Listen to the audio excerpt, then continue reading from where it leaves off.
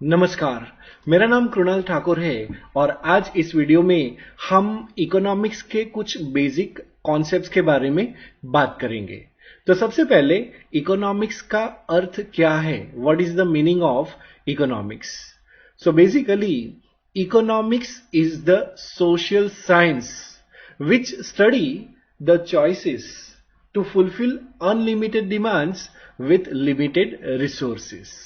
इसका मतलब है कि इस डेफिनेशन के तीन कंपोनेंट्स है।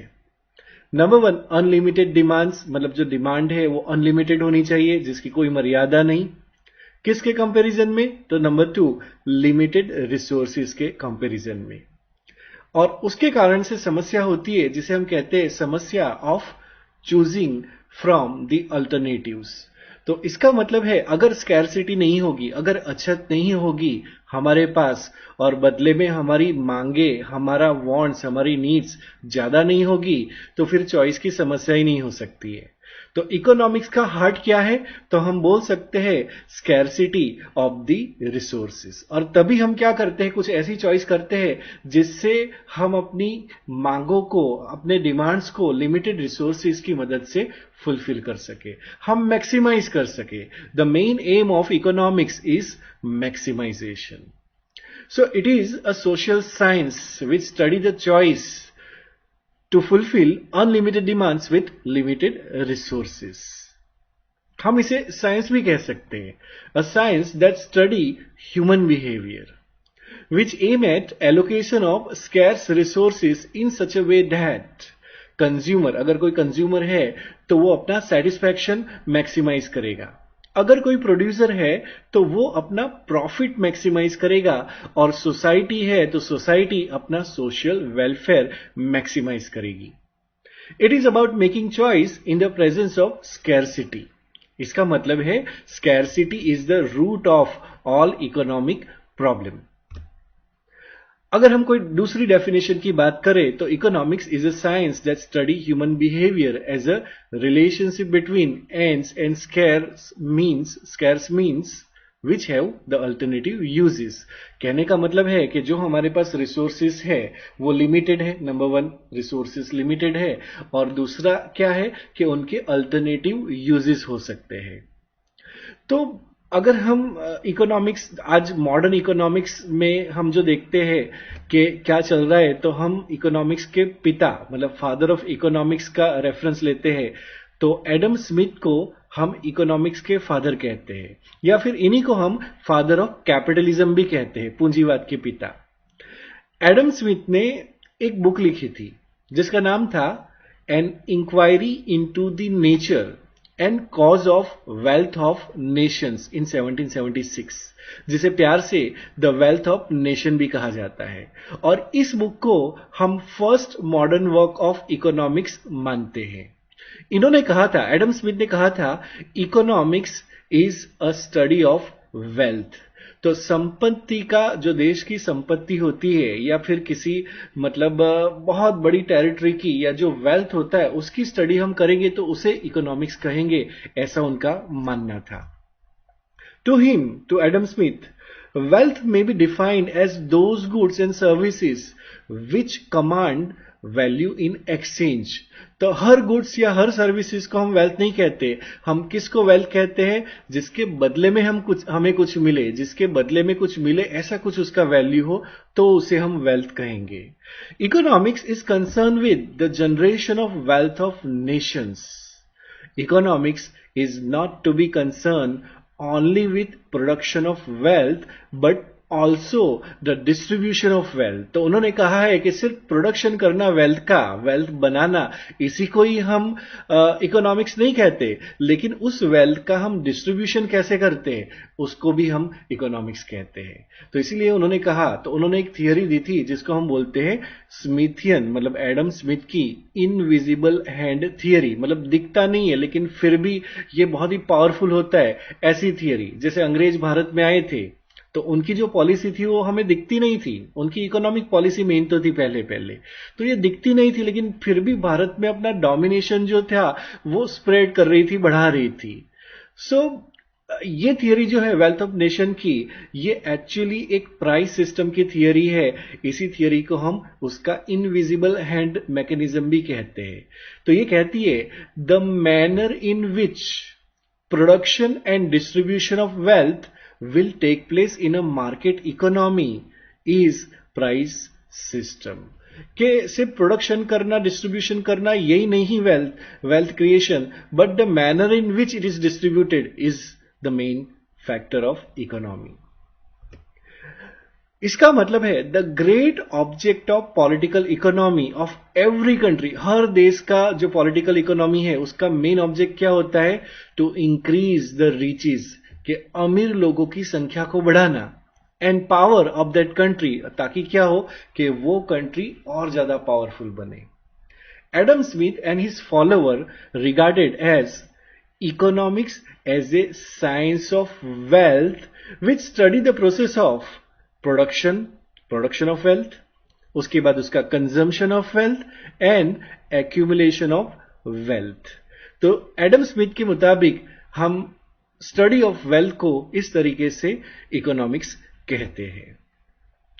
उनका मानना था कि रेशनल सेल्फ इंटरेस्ट, सब लोग स्वार्थी होते हैं, तो एडम स्मिथ का मानना था ये तो अच्छी बात है। उन्होंने कहा रेशनल मतलब लॉजिकल, ऐसा मैनिएकल नहीं, पागलपन नहीं, लेकिन rational self interest and competition can lead to economic prosperity. In the late 18th century इसी कंसेप्ट को ब्रिटेन ने अपनाया था। तो उनके यहां पे इंडस्ट्रियल रिवोल्यूशन हो रहा था और ब्रिटेन ने क्या किया, उसी टाइम पे फ्री ट्रेड पॉलिसी अपनाई। उसके बाद जो एडम स्मिथ की लेजिस फेयर इकोनॉमिक्स की थियरी थी उसको अपनाया।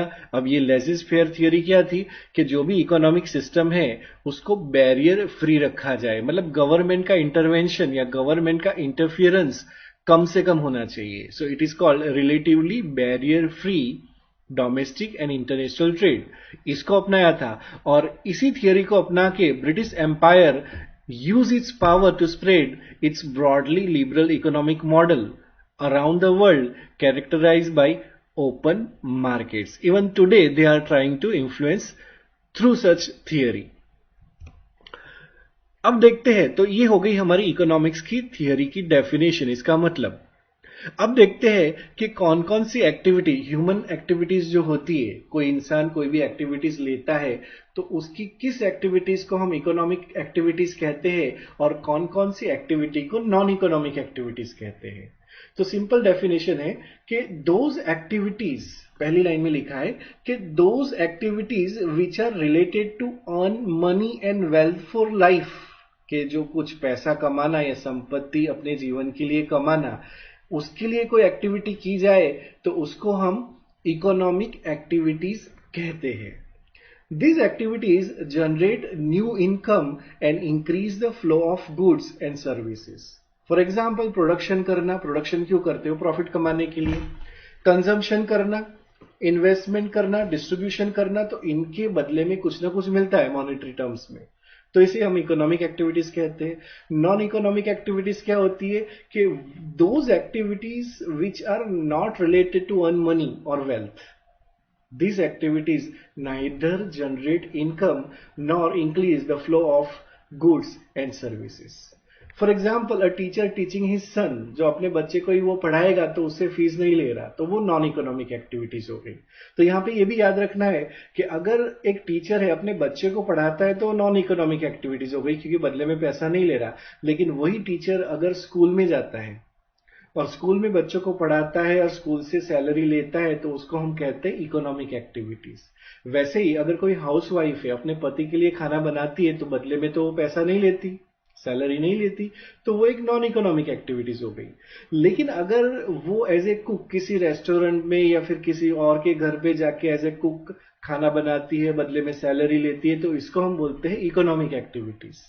और इसी कॉन्टेक्स्ट में अगर हम एग्जांपल देखें इकोनॉमिक एक्टिविटीज और नॉन इकोनॉमिक एक्टिविटीज में ज्यादा एग्जांपल, तो यहाँ पे कुछ एग्जांपल दिखते हैं। जैसे हमने अभी देखा, प्रोडक्शन है, कंजम्पशन है, इन्वेस्टमेंट है, एक्सचेंज है, डिस्ट्रीब्यूशन है। तो ये सारे काम जो है वो हम देखते हैं कि उसके बदले में कुछ ना कुछ मॉनेटरी टर्म्स में मिलता है।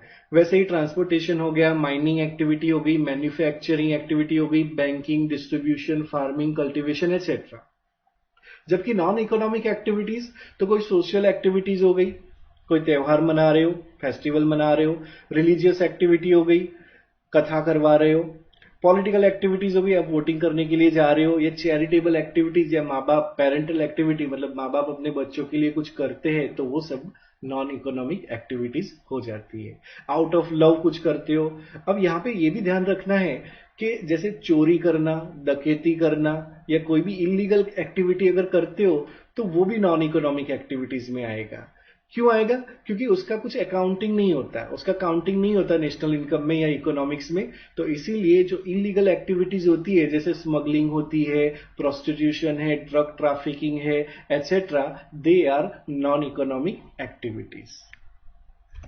तो हम समझते हैं कि चाणक्य ने क्या कहा है इकोनॉमिक्स के बारे में। तो उन्होंने डिफाइन किया है। तो उन्होंने एक बुक लिखी थी चाणक्य। हमें पता है कि मौर्यन एम्पायर में एक बहुत बड़ी पर्सनालिटी थे जो चंद्रगुप्त मौर्य थे। उन्होंने धनानंद को हराया था। धनानंद नंद डायनास्टी के राजा थे मगध में।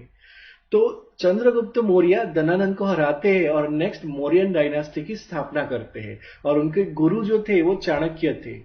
और उनकी पॉलिसी के मदद से या फिर उनके मार्गदर्शन के मदद से चंद्रगुप्त मौर्य एक बहुत ही पावरफुल एम्पायर एस्टेब्लिश करते पूरे नॉर्थ इंडिया में। और उन्होंने ही एक बुक लिखी थी जिसे कहते अर्थशास्त्र। और अर्थशास्त्र में और चाणक्य नीति में उन्होंने अपना बहुत सारा थॉट्स, बहुत सारे विचार रखे हैं। और उनमें से एक महत्वपूर्ण विचार यह है कि अगर कोई देश या कोई फैमिली या कोई राज्य अपने यहां इकोनॉमिक एक्टिविटीज को इग्नोर करेगा तो वो देश, वो फैमिली, वो राज्य बर्बाद होने से उसे कोई नहीं रोक सकता। तो इकोनॉमिक एक्टिविटीज का इंपॉर्टेंस बहुत ही है। नॉन इकोनॉमिक एक्टिविटीज भी चाहिए, पर इन्होंने कहा था कि अगर आपने इकोनॉमिक एक्टिविटीज को इग्नोर किया तो आपको बर्बाद होने से कोई नहीं रोक सकता। अगर हम इसके बारे में सोचे तो हमें प्रैक्टिकली भी लगेगा कि बात तो एकदम सही है। और इसीलिए ये चाणक्य थे। अब हम आगे बढ़ते हैं। कुछ डेफिनेशन है, जैसे कंज्यूमर किसको कहते हैं। तो आप कुछ खरीदने जाते हो, फॉर एग्जांपल आप मॉल में जाते हो, किसी शॉप में जाते हो, कुछ खरीदते हो और उसका कंजम्पशन करते हो। तो आपने कुछ गुड्स और सर्विसेज खरीदा तो आप कंज्यूमर हो गए। प्रोड्यूसर किनको कहते हैं? जो प्रोड्यूस करते हैं, गुड्स एंड सर्विसेज प्रोड्यूस करते हैं ताकि उनको कुछ इनकम मिले, तो उसको हम प्रोड्यूसर कहते हैं। नाउ सर्विस होल्डर किसको कहते हैं? सर्विस होल्डर का मतलब है a person who is in job, जो नौकरी करता है, and give his service as a factor of production and is getting paid for it. तो उसको जो सैलरी मिलती है, जैसे गवर्नमेंट टीचर है तो वो बच्चों को पढ़ाने जाता है स्कूल में, बदले में सैलरी लेता है, तो वो गवर्नमेंट टीचर जो है उसे हम कहेंगे सर्विस होल्डर है। सर्विस प्रोवाइडर किसको कहते हैं? तो जो जॉब में नहीं है लेकिन खुद सर्विस दे रहा है, इंडिपेंडेंटली सर्विस दे रहा है, तो उसे हम service provider, direct service provider कहेंगे। For example a person who provide services for to other for a payment, for example transporter, auto driver etcetera. Now statistics क्या है? सो स्टैटिस्टिक्स मतलब वो मेथड है जिससे हम कैलकुलेट करते हैं। जैसे हम डेटा ऑब्टेन करते हैं, डेटा को कलेक्ट करने के बाद उसको हम अरेंज करते हैं, अरेंज करने के बाद क्लासिफाइड करते हैं, सेपरेट करते हैं, डिसीजन मेकिंग करते हैं। तो ये सारे मेथड्स जो है, जो न्यूमेरिकल मेथड्स जो होते हैं, उनको हम स्टैटिस्टिक्स कहते हैं। इसके बाद एक दूसरा डेफिनेशन आता है micro economics and macro economics का। इसको समझ लेते हैं। तो सबसे पहले माइक्रो इकोनॉमिक्स किसको कहते हैं? सो it is a study of individual. मतलब जब आप किसी इंडिविजुअल को स्टडी करते हो या फिर किसी हाउस होल्ड को स्टडी करते हो या फर्म को, मतलब कैसे उनके बिहेवियर को, तो बिहेवियर ऑफ इंडिविजुअल या बिहेवियर ऑफ कोई फैमिली या बिहेवियर ऑफ पर्टिकुलर बिजनेस और firm in decision making and allocation of resources, then it is called microeconomics. So generally it apply to market of goods and services or it deal with individual and economic issues. तो इसे हम micro economics कहते हैं। तो इसमें क्या आता है? Mainly it deal with what choices people make. तो मतलब कौन कौन सी चॉइस करते हैं, what factor influence their choices और their decisions, their behaviour, their supply, demand etcetera. इसको हम माइक्रो इकोनॉमिक्स में पढ़ते हैं। जबकि मैक्रो इकोनॉमिक्स में क्या पढ़ते हैं, तो macro economics is a branch of economics that study how an overall economy, that is the market system that operate on a large scale.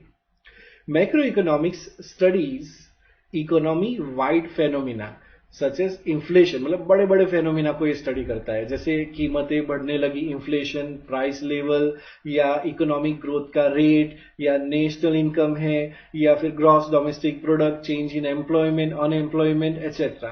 तो बड़ी बड़ी लेवल की जो स्टडी है उसे हम मैक्रो इकोनॉमिक्स कहते हैं, और इंडिविजुअल लेवल की जो स्टडी होती है उसे हम माइक्रो इकोनॉमिक्स कहते हैं। तो यहां पे भी यही लिखा है कि macro economics deal with performance of structure and behaviour of entire economy, whereas microeconomics deal with more focus, it focus on the choice made by individual actors in the economy. अब नेक्स्ट टॉपिक है हमारा circular flow of income in a 3 sector economy. तो circular flow of income क्या होता है, मतलब पैसों का घूमना। तो आज हम समझते हैं कि आज की मॉडर्न इकोनॉमी जो है वो एक मॉडर्न इकोनॉमी है। इसका मतलब है पैसा जो है वो एक सेक्टर में जाता है, फिर दूसरे सेक्टर में जाता है, फिर दूसरे में से वापस पहले सेक्टर में जाता है, वापस दूसरे सेक्टर में आता है, मतलब आपस में पैसा आता जाता रहता है। इसे सर्कुलर फ्लो ऑफ इनकम कहते हैं। तो पहले हम लेते हैं हाउस होल्ड, एक फैमिली है। फैमिली क्या करती है, किसी फर्म में जाती है और जॉब करती है, मतलब अपनी सर्विस देती है और बदले में फर्म से पैसे लेती है। तो हम देखते हैं कि मतलब ये जो फैमिली है तो वो क्या देती है एक फर्म को, एक बिजनेस को क्या क्या दे सकती है। तो मतलब there are 4 factor of production, मतलब या तो अपनी जमीन देगी तो बदले में उसको रेंट मिलेगा, या तो अपना काम देगी, लेबर देगी तो उसको बदले में वेजेस या सैलरी मिलेगी, या फिर कुछ पैसा उधार देगी किसी बिजनेस को, कैपिटल देगी तो उसके बदले में इंटरेस्ट मिलेगा, या फिर अपना साहस, मतलब साहस करके कोई बिजनेस खोला जाएगा, मतलब एंटरप्रेन्योरशिप देगी तो बदले में वो प्रॉफिट एक्सपेक्ट करेंगे। तो इस तरीके से एक फैमिली जो है, तो पहले स्टेज में क्या होता है कि हाउस होल्ड जो है वो एक फैमिली है, वो बिजनेस फर्म को लैंड, लेबर, कैपिटल, एंटरप्रेन्योरशिप इस हिसाब से जो है वो अपना कुछ ना कुछ योगदान देती है। सेकंड स्टेज में क्या है कि वही बिजनेस फर्म जो है उसके बदले में मॉनेटरी टर्म्स में उनको उनका रिटर्न देती है, जैसे wage, rent, interest and profit दिया जाता है हाउस होल्ड को, फैमिली को। तीसरे स्टेज में क्या है, दोनों आपस में लेन देन करते हैं। जैसे हाउस होल्ड सेक्टर को जो पैसा मिला था वो पैसा खर्च किया जाएगा गुड्स एंड सर्विसेज लेने के लिए, उनकी जो जरूरत है उनके लिए वो खर्च करेंगे, और वो गुड्स एंड सर्विसेज जिनके ऊपर खर्च किया जा रहा है वो कौन प्रोड्यूस कर रहा है, तो वो फर्म, वो बिजनेस प्रोड्यूस कर रहा है। तो इसके कारण बिजनेस को वो पैसा वापस जाएगा, and at the same time the firm provide goods and services to the household in return for the money. तो इस तरीके से हम देख सकते हैं कि एक फर्म है और दूसरी तरफ दूसरा प्लेयर है हाउस होल्ड। तो हाउस होल्ड और फर्म के बीच में कैसे लेन देन होता है पैसों का, ये एक सर्कुलर फ्लो ऑफ इनकम है। अब इसमें हम देखते हैं सेविंग और इन्वेस्टमेंट का क्या रोल होता है। तो जैसे फर्म ने जब सैलरी के फॉर्म में हाउस होल्ड को पैसा दिया, सपोज आपकी 30,000 सैलरी है, आपको पैसा मिला।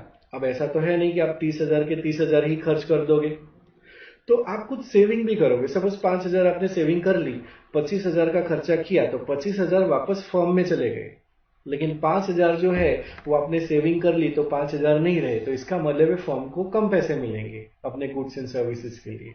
अब फर्म को कम पैसे मिलेंगे तो बदले में फर्म जो है वो हायरिंग कम करेगी, वो प्रोडक्शन ऑपरेशन कम करेगी, अपने कॉस्ट घटाने की कोशिश करेगी। तो इससे क्या होगा कि अब वो सैलरी भी कम दे पाएगी, और इसके कारण इकोनॉमी धीरे धीरे धीरे धीरे स्लो डाउन हो जाती है, और हम देखते हैं रिसेशन के फेनोमिना, डिप्रेशन के फेनोमिना हम देखते हैं।